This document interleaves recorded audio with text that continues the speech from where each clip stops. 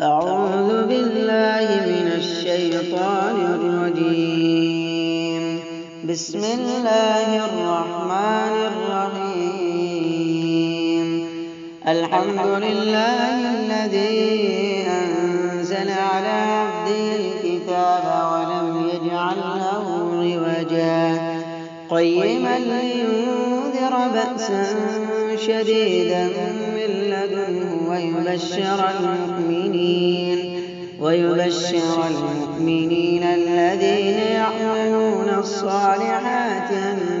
لهم أجرا حسنا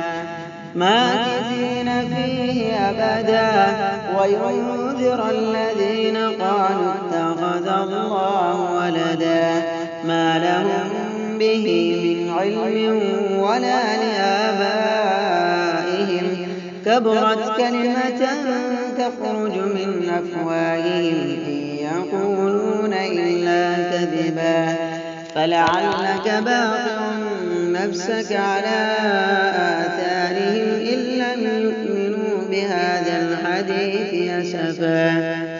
إنا جعلنا ما على الأرض زينة لها لنبلوهم أيهم أحسن عملا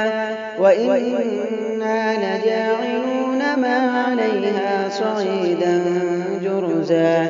أم حسبت أن أصحاب الكهف والرقيم كانوا من آياتنا عجبا إذ أوى الفتية إلى الكهف فقالوا ربنا آتنا من لدنك رحمة وهيئ لنا من أمرنا رشدا فضربنا على آذانهم في الكهف سنين عددا